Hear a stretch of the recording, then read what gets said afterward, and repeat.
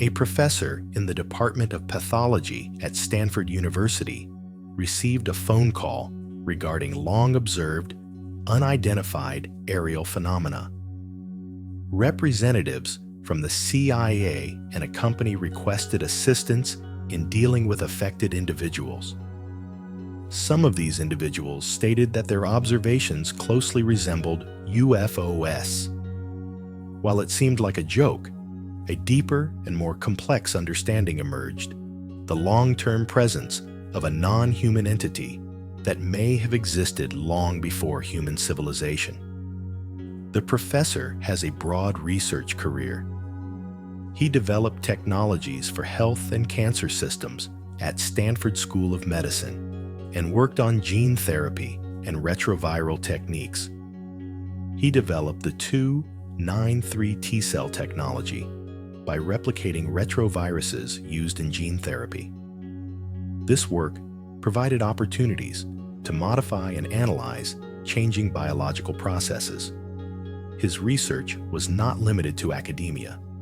At least half of the technologies developed through this work were commercialized and further developed. More recently, he has focused on artificial intelligence and atomic imaging technologies.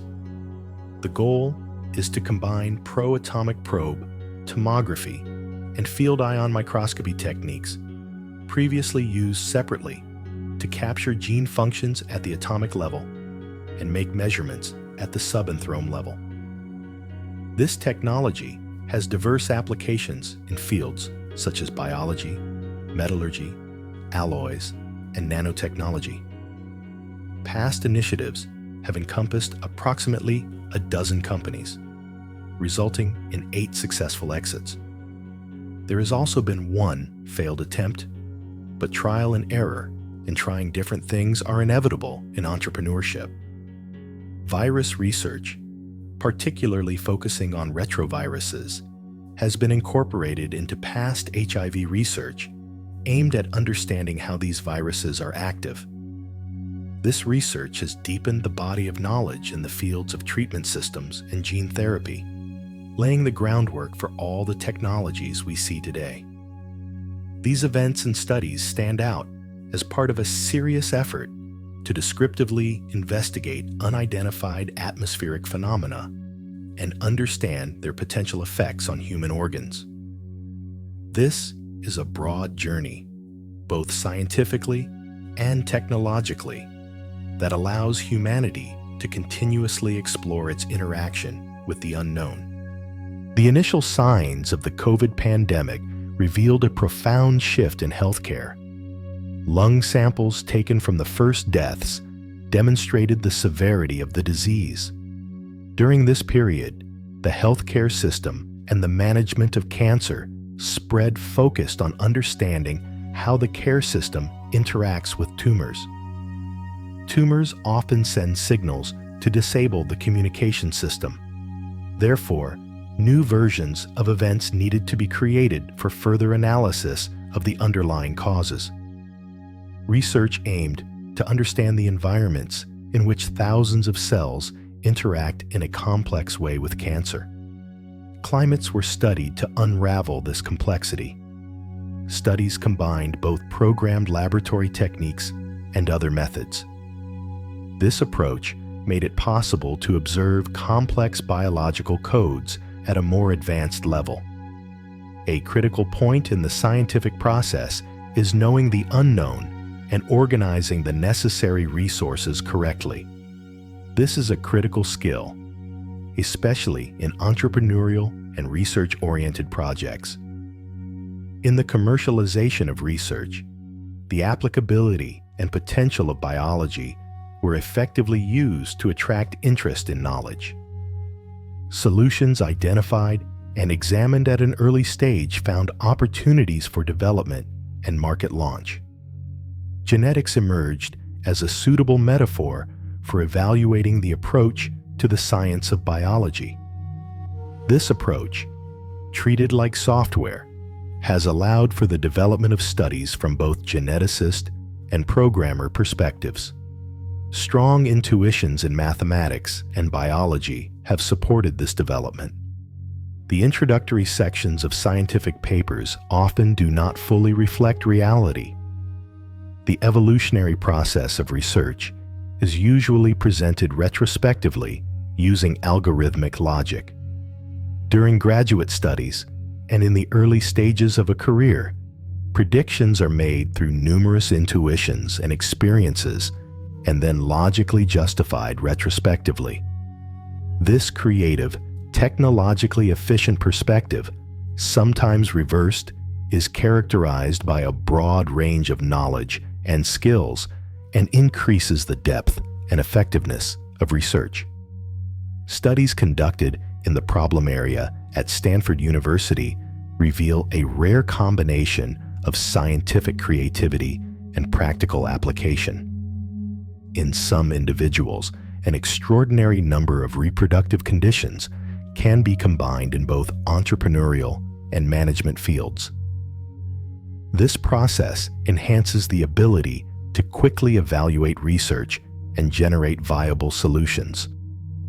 When creativity is combined with practicality, possible scenarios can be rapidly sequenced, and the feasibility, provability, or practicality of each can be determined. This approach offers a safe framework and guidance for young researchers. In the future, technological approaches will be used for planning.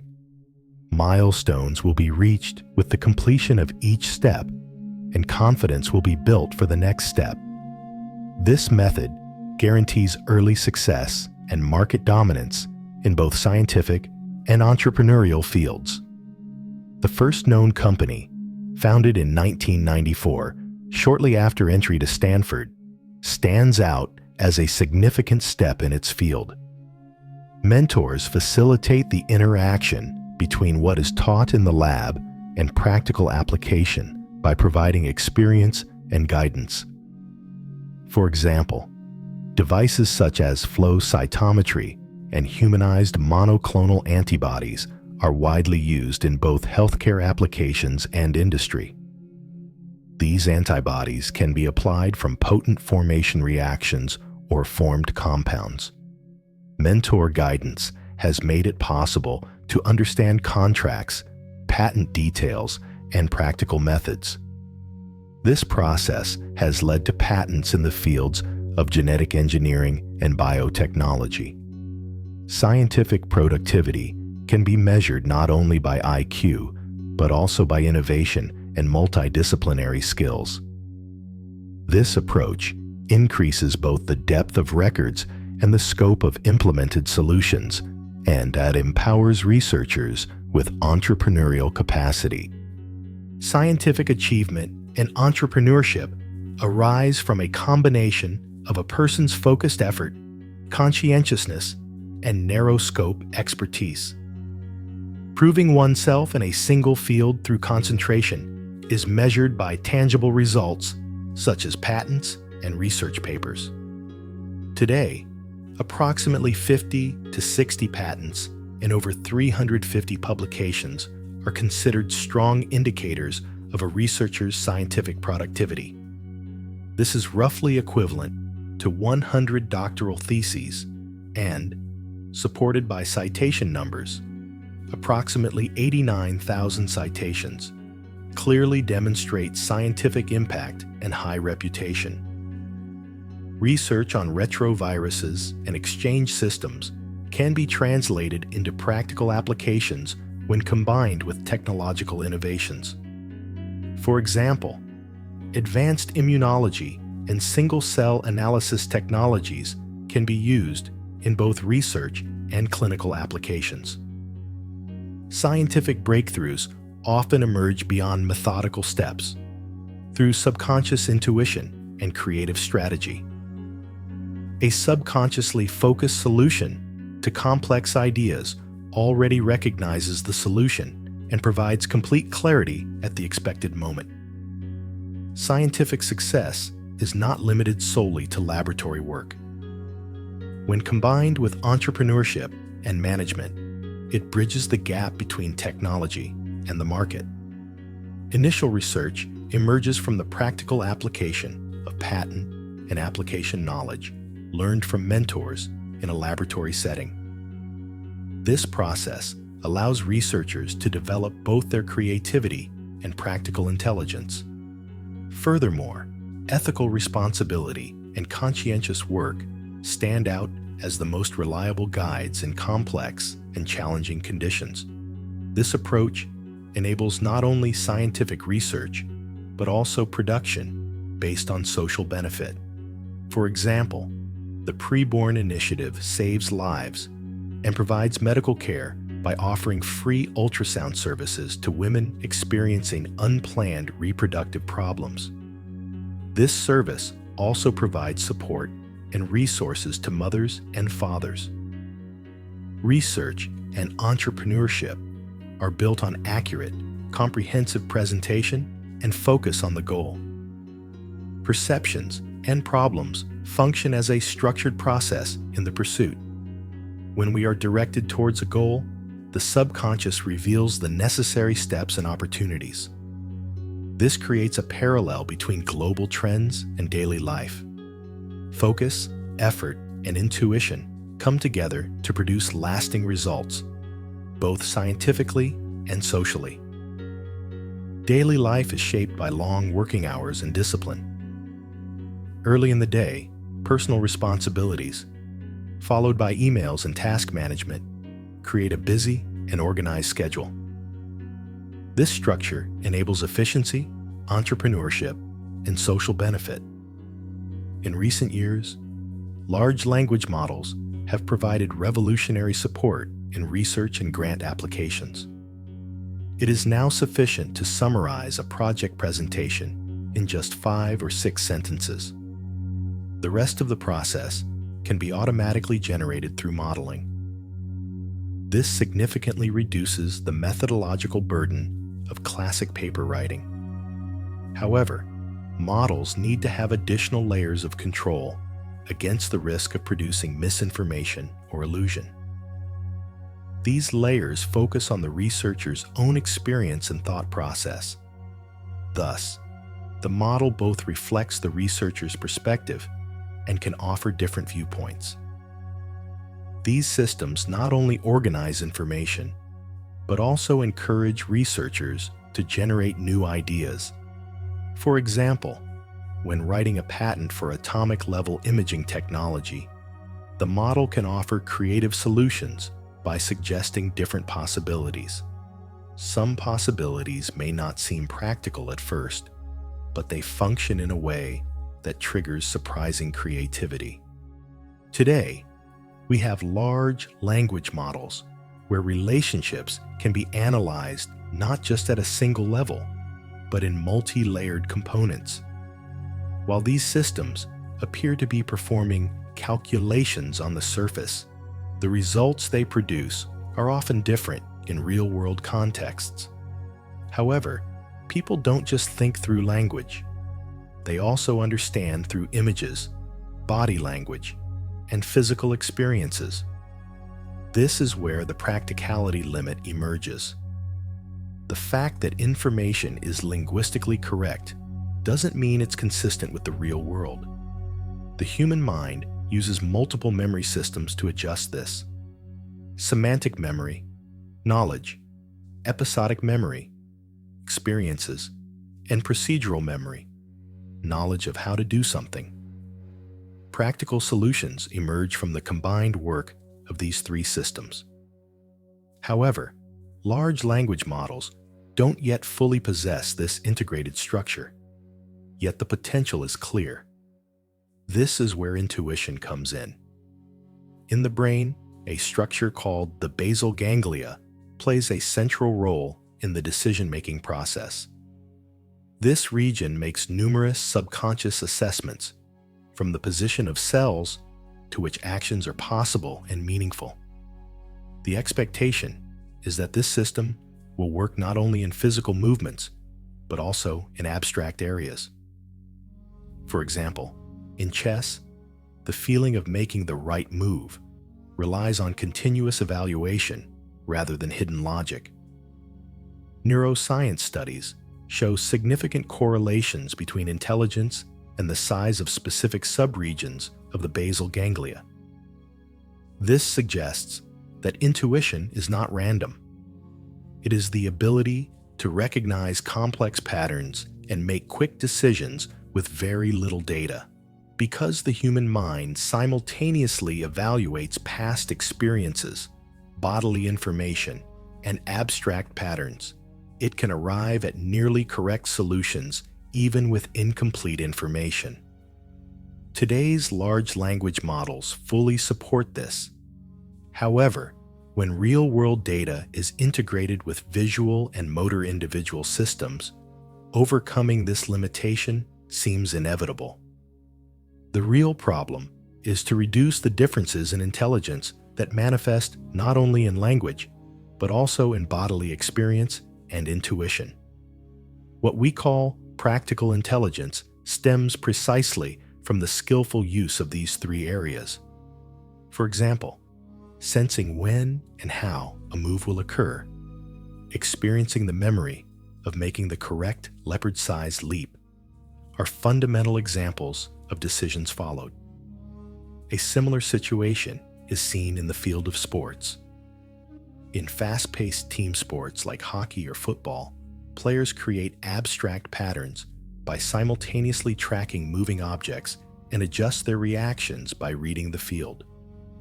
Wayne Gretzky's success in hockey is a good example of this. A similar perspective is required in hunting, predicting where an animal will go, and coordinating movements requires quick reflexes and intuition. This natural intuition is structured in the form of complex reflexes. The human brain, from time to time. These aha moments are different from algorithmic steps. Instead of simple programming, they result from the piecing together of data gathered by the subconscious. The important thing is to notice and listen to these moments. They often emerge as stored information and can later be evaluated as discovered ideas. This process, combined with the illuminating power of thought, leads to a goal. Part of the ability to abstract is related to storytelling. Stories are verbal representations of patterns of action and use intuition as a teaching tool. For example, the Exodus event, where Moses took intuition seriously and normative paths emerged, can be interpreted as an example of leadership and profound understanding. Intuition is not limited to making split-second decisions.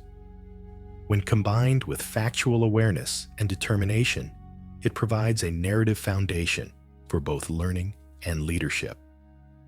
Consequently, intuition functions as a unified layer of action, subconscious decisions, and abstraction, playing a fundamental role in hunting, sports, and intellectual innovation. In short, this topic points in a direction quite different from your previous areas of interest. That's precisely why it's intriguing. Because it's not just an intellectual interest here. There's a serious risk to reputation. For someone with so much to lose, venturing into an area many are already in inevitably raises the question, why? You're an incredibly creative person, and it's clear your interests are very broad. However, your approach to this topic may stem from a deeper motivation than mere curiosity. Therefore, it's quite natural to ask you to explain how this interest spread and why you take it so seriously. The starting point is actually quite concrete. The Atacama mummy. A small corpse found in the Atacama Desert of Chile was once touted as an alien mummy. At the time, these out-of-body images quickly spread globally and were marketed by many as scientific claims. You saw it on YouTube, and what's remarkable is that instead of romanticizing the subject, you approached it directly, saying, "I can explain this by reporting it." You contacted the people marketing the mummy and said you could explain the process. Specifically, you requested a certificate of authenticity for examination. The reason was simple, but clever.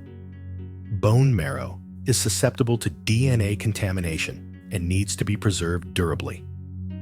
Analysis revealed it was human. It was likely premature, and certain defects in its genome explained both its physical appearance and its unusual nature. This explanation simultaneously provoked two different reactions. On the one hand, it swallowed the alien narrative, and for those emotionally distanced from that fiction, you suddenly became an unwanted figure. On the other hand, precisely this stance, your courage to call things by their proper names, attracted the attention of scientific and intelligence circles. This was a turning point. One day, separate from the news, people came to your Stanford office and showed identification. They said they were from the CIA and a maintenance company. But the subject wasn't aliens. Some of the individuals had physical injuries and needed help.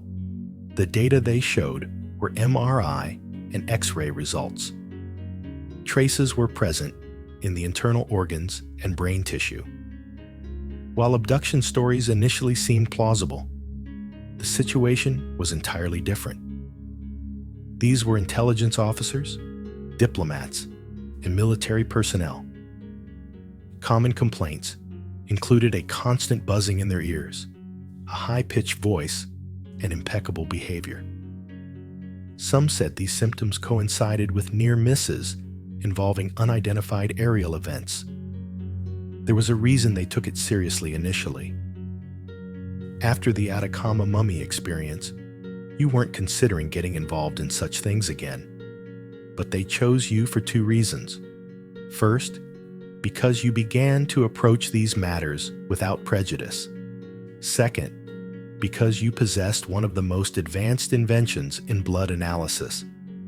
The cytotechnology you used provided one of the most advanced analyses performed and summarized in blood. Therefore, they focused on the scale. Long-term studies lasting approximately 2 to 3 years eventually led to the understanding of the first instances of what became known as Havana syndrome. Havana syndrome emerged particularly among operational personnel in 2015 to 2016. This name was given as a reward to those serving in Havana. Over time, events such as initial wound formation, surgical damage, and early discharge from duty increased.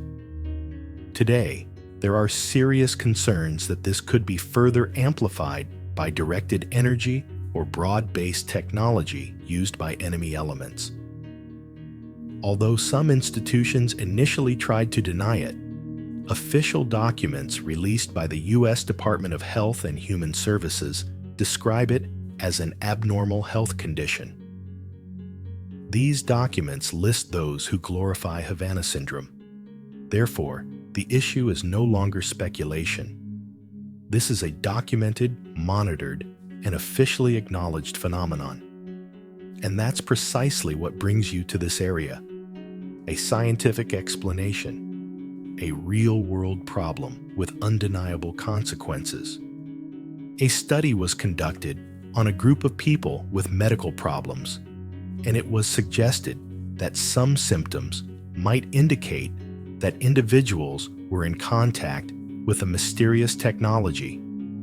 Was this a correct line of thinking? Yes, because we systematically analyzed the unknown symptoms of the initial source.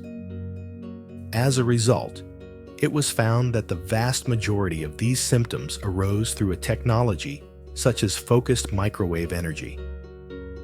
Imagine this. You could direct a narrow microwave beam into a person's mind and directly increase their brain power. This isn't magic. Such technologies exist, and people know that such communications are real. At this stage, we called this an interference procedure, a state with a variable but diverse mode. By matching this to the world's internationally accepted codes, we were able to say, if you have 10 out of 15 symptoms, you may have interference problems. Over time, our symptom clusters perfectly matched Havana syndrome. All the policies of these individuals were transferred to the US and worked with Senate staff. This is where the beauty of science comes in. When you identify a flexible phenomenon, you can transfer it, and those who will address it from a national security perspective will be involved. However, there was also interesting data. Some individuals showed signs of normalization in heart rhythm, skin scarring, internal organ abnormalities, or neck abnormalities.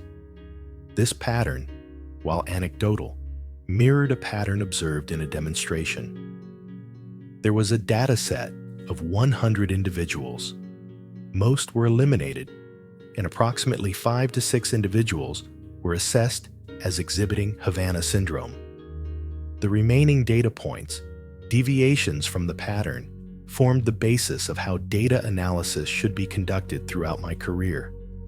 Not to ignore data outside the curve, but to understand why it matters and reevaluate it.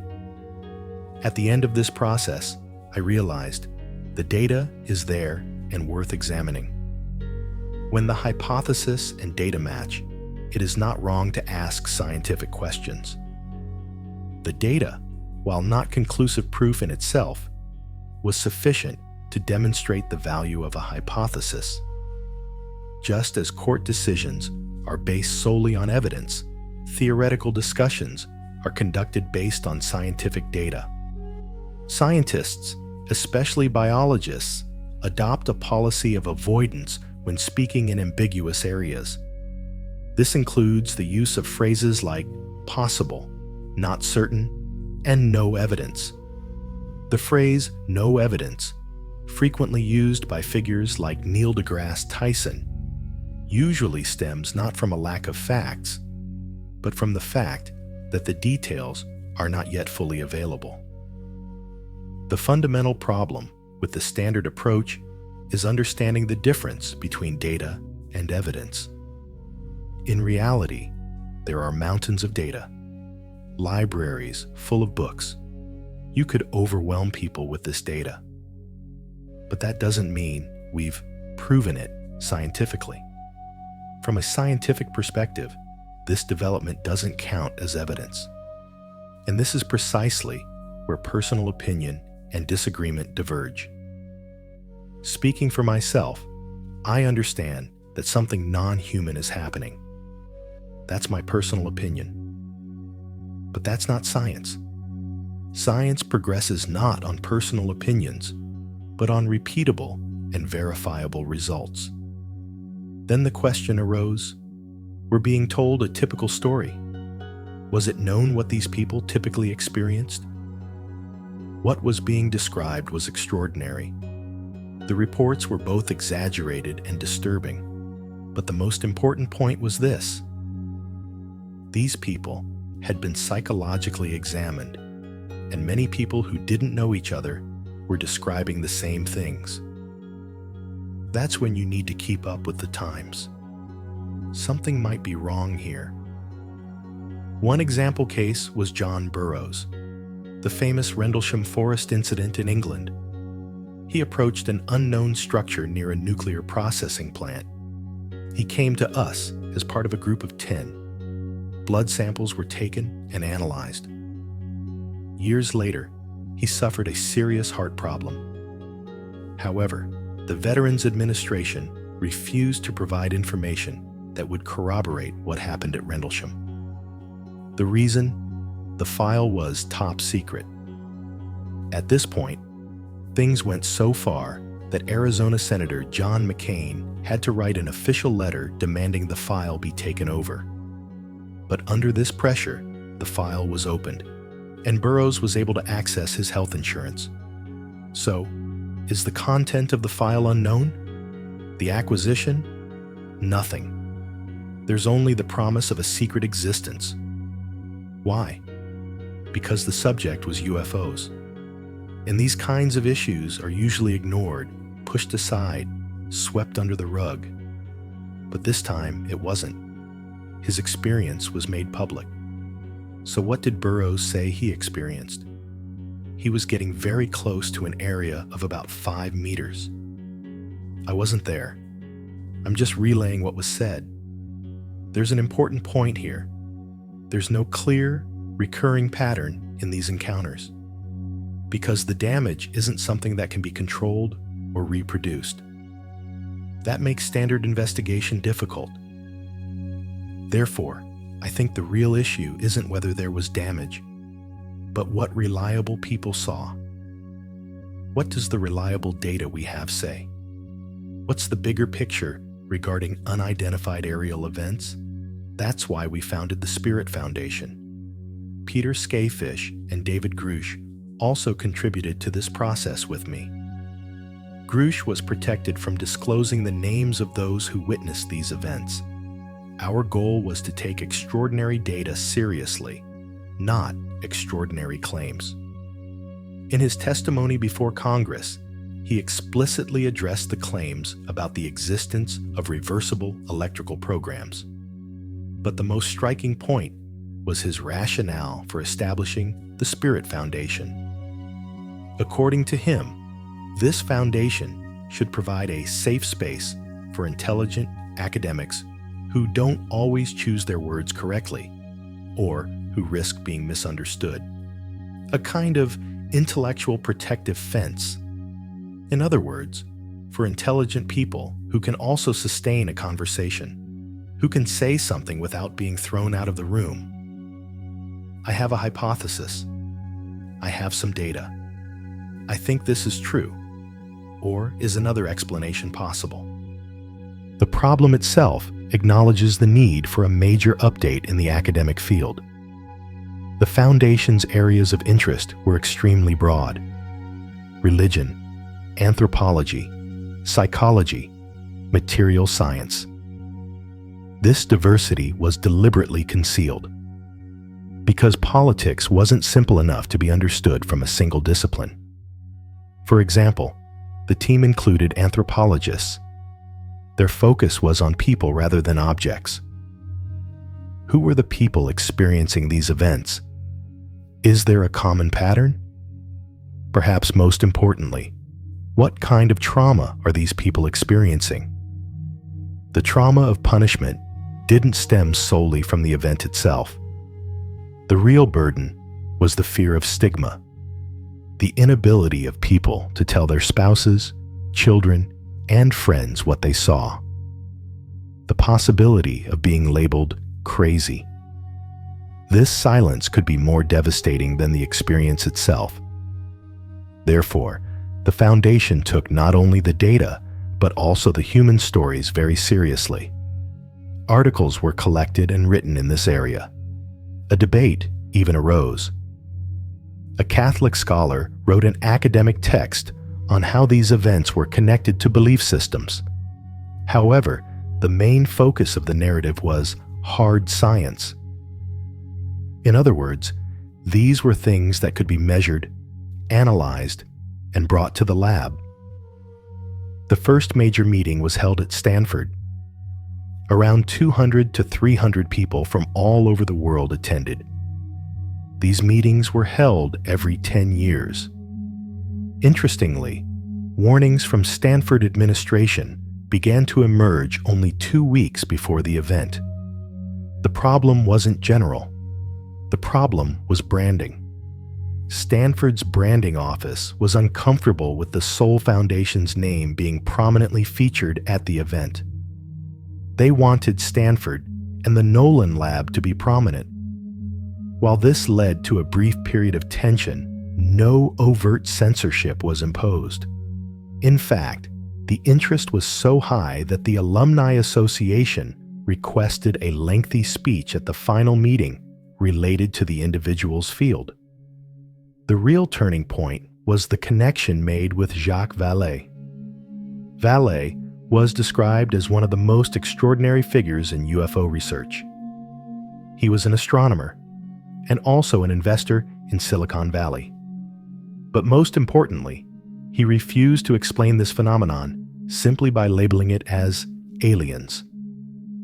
According to him, it was either a continuation of human consciousness or something beyond physical and psychological processes.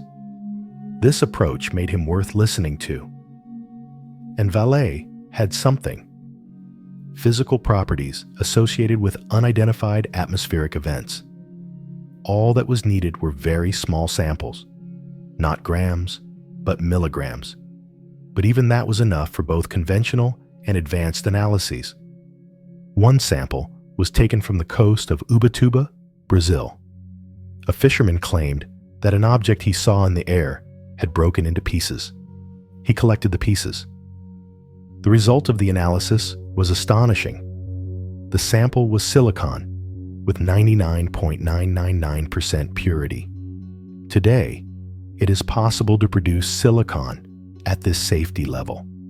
But in the 1950s or 60s, it would have been almost impossible for such a material to occur naturally off the coast of Brazil. Silicon at this safety level would not have been found consistently.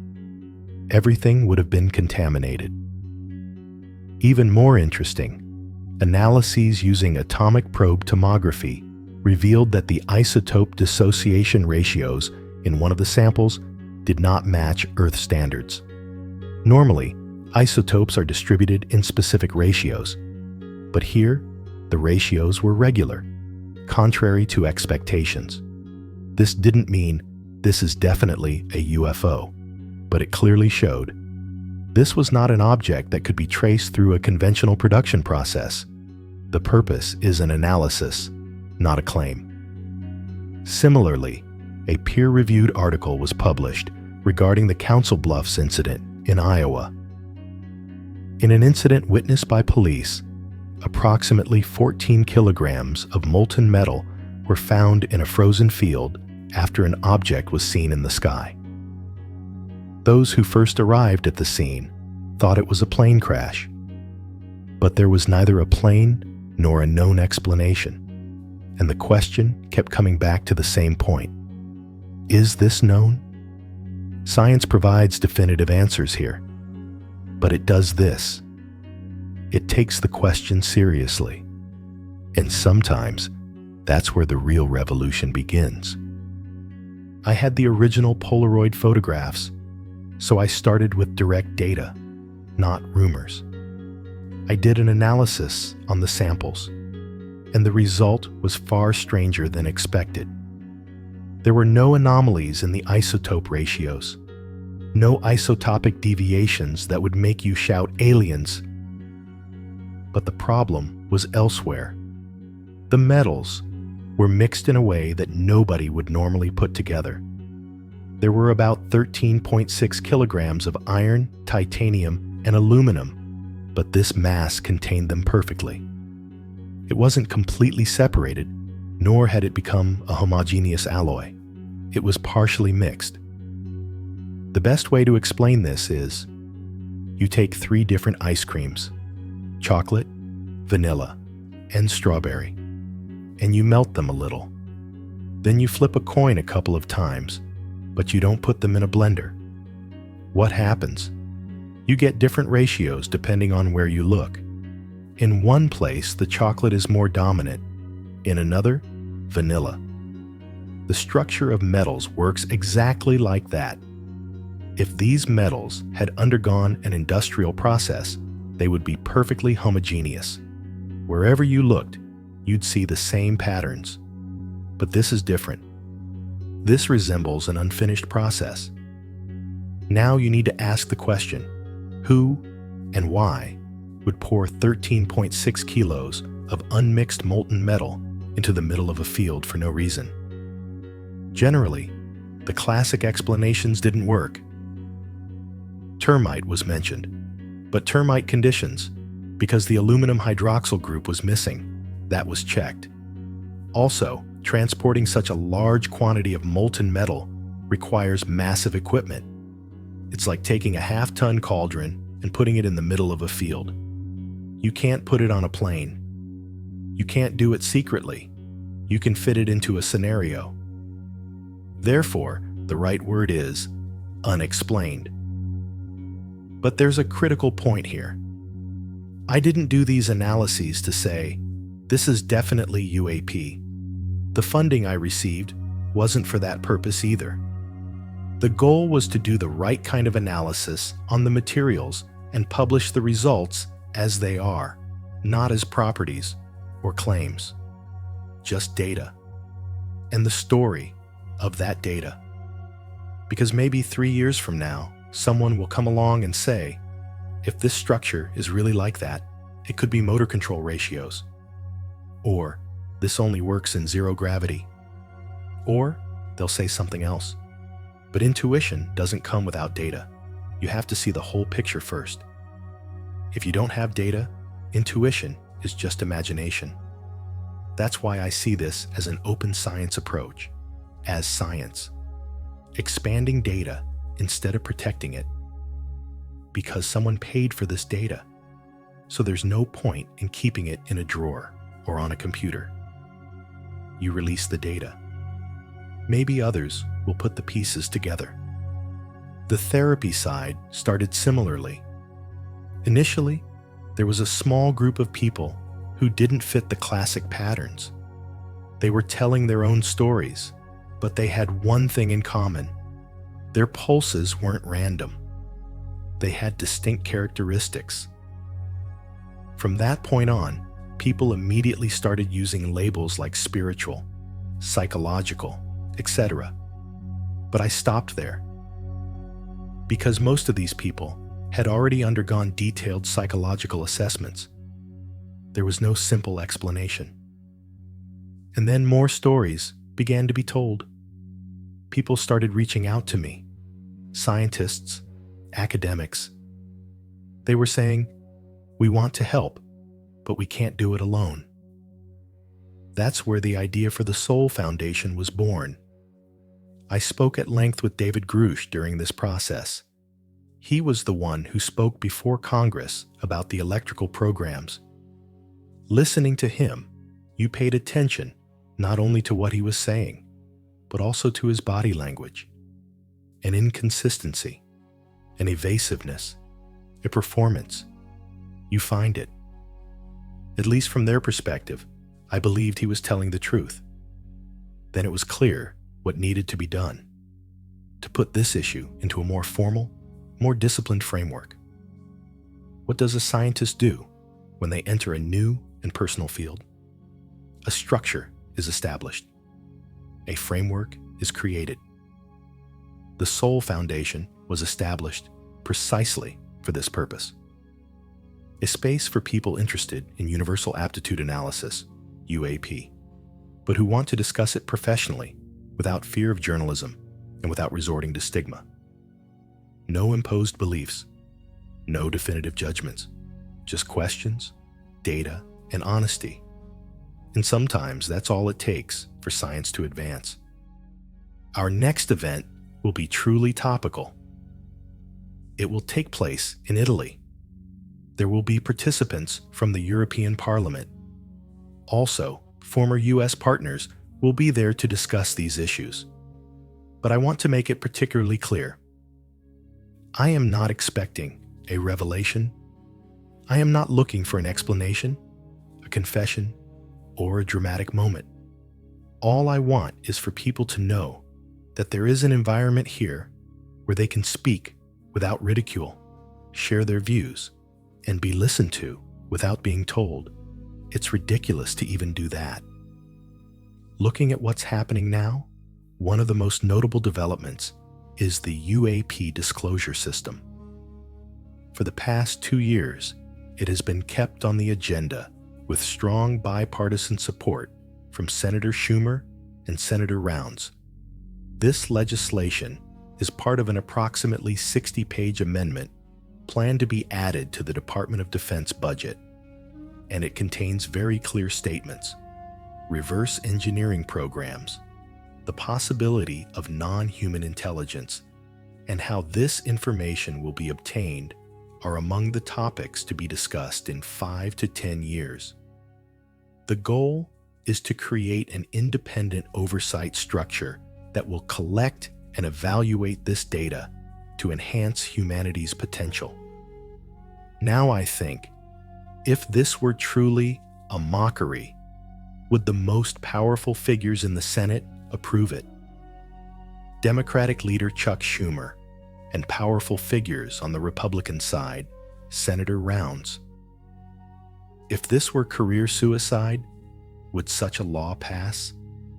Probably not. Generally, I've spoken briefly with people like Marco Rubio. Someone who is now the U.S. Secretary of State has spoken on camera about these results and capabilities that we don't understand. One of our goals at the Soul Foundation is to produce press kits with short but clear quotes from people like former CIA, DIA, NSA directors, former presidents, and high-level organizations. They all have this in common. There's something moving in our atmosphere in ways we can't explain. And these things don't look like technology. Some immediately say, this could be Lockheed technology. But here's the problem. Similar observations existed before Lockheed was founded. They were reported during World War II, long before our technological capabilities reached this level. This was foreseen. So the question is, what's going on?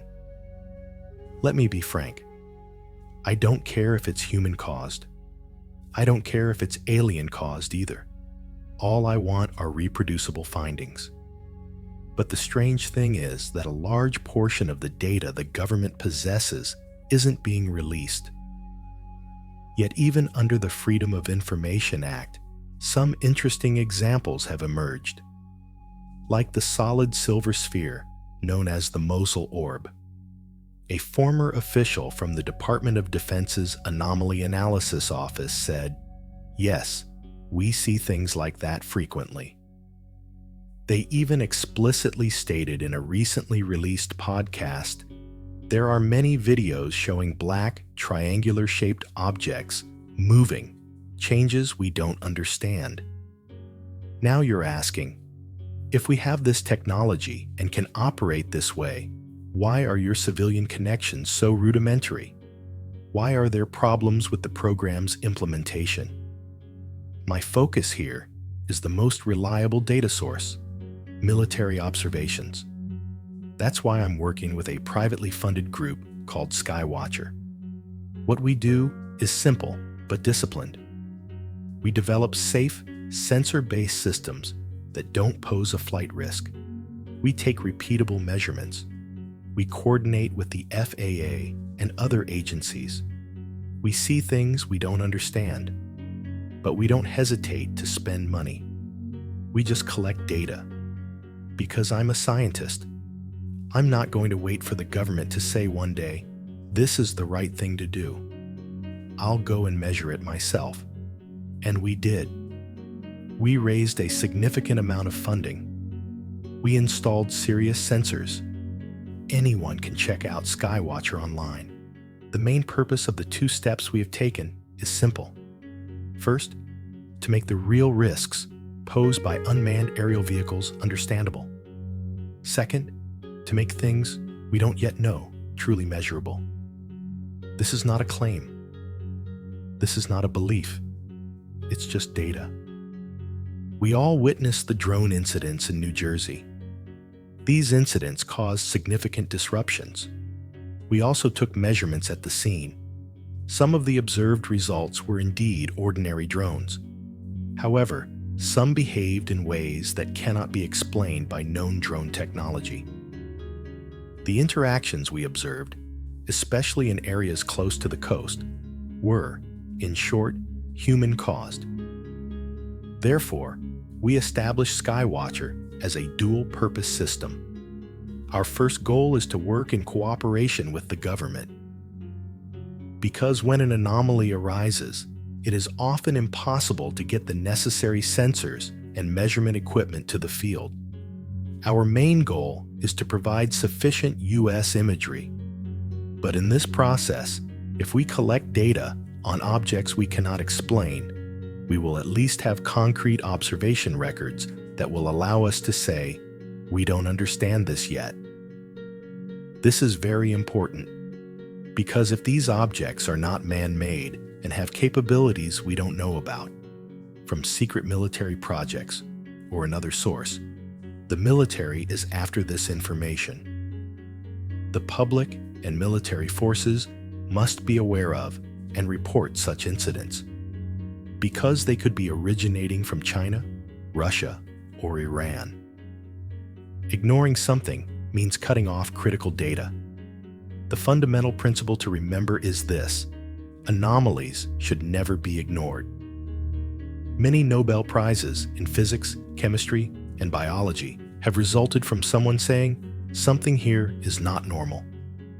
So, what are the characteristics that make something an unidentified atmospheric phenomenon? First, sudden acceleration and deceleration. Nothing we know can accelerate from 0 to 5,000 miles per hour in seconds without crushing its contents. Some observations show these systems moving from sea level into space in less than a second, and radar confirms this. Now imagine this object weighs about a ton. This kind of sudden acceleration and deceleration requires more energy than the United States can produce in a year. So where does this energy come from? We also see this formation tracing sharp zigzags in the sky. This is not random motion. It represents an extremely controlled process. Therefore, these entities can control or eliminate fundamental physics concepts such as momentum and inertia. And these kinds of observations are actually being reported in detail. These maneuvers have been reported thousands of times by pilots around the world. So what does this mean? Primarily in terms of our understanding of physics. First, these objects have no visible propulsion system, no exhaust, no smoke, no trace of energy output. Even infrared sensors, which can directly see heat, cannot detect any hotspots. Whereas when you look at a jet, what you see is clear: a dense heat signature and exhaust. There is nothing here. Furthermore, these blades have no wings, control surfaces, or classic flight geometries. Therefore, Bernoulli's law, the fundamental aerodynamic principle that allows wings to generate destructive power, clearly does not apply here. In other words, these objects move in flight without separation, without thrust, and without a measurable moment of inertia. They don't ejector anything to propel themselves forward. This contradicts all of flight physics. Another important feature is transmedia maneuverability. That is, transitioning from water to air, then back to water, or directly into space is possible. None of the technologies we have today can fully achieve this. Yes, there are some unmanned aerial vehicles that have emerged in recent years. They are US-made and clearly known. They can move underwater and then fly underwater. But these systems are very new. They are products of the last few years. They are not from 50 or 60 years ago. Yet the stories go back decades. People are seeing these kinds of things. So, what do these stories mean to me? The reasons I'm interested in stories, biological effects, or materials are their reproducibility. I can't exactly replicate what the pilot saw, but I can examine tests done on materials or biological effects by reading, measuring, comparing. That's exactly where Skywatcher's importance comes in.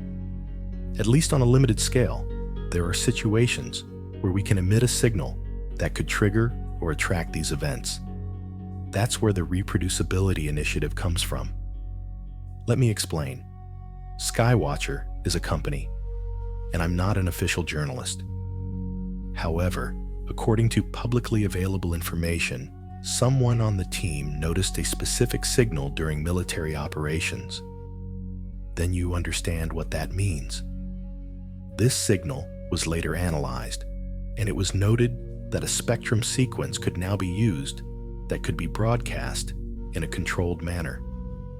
What's interesting is this. When this signal is broadcast, these objects seem to appear in specific regions. I was there. The field work, which lasted for weeks, consisted entirely of separate units. Sometimes the objects would appear. Some people had experienced this before. Others were seeing it for the first time. Yes, there are some images on social media, especially on Twitter. But obviously that's not enough. I'm focusing more on the focus we've recently achieved with more advanced cameras and sensor systems. Because the goal here isn't to create sensationalism. The goal is simply to do science. To conclude this section, I want to specify the scope. With the data you've collected so far, even if it's tentative, what kind of observation have you reached? Which hypothesis are you focusing on? On the Daily Wire side, we want this issue to be addressed in more detail for everyone watching and listening. Specifically, I want to examine in more detail what Skywatch observed during its field trips, what data Skywatch reported, and how that data was interpreted. We also need to address the political dimension again. You previously mentioned initiatives targeting individuals who have the support of both sides, including Senator Schumer and Senator Rounds. The public release of pilot observations and military reports is extremely important. These issues need to be addressed in more detail on the Daily Wire. But before we continue, I want to address a more fundamental point. What do you think all this means? How has it affected your work, your worldview? Because this process, as you said, came about quite unexpectedly. It put a kind of obstacle in your life, perhaps interesting, perhaps mentally challenging, but certainly not an ordinary obstacle.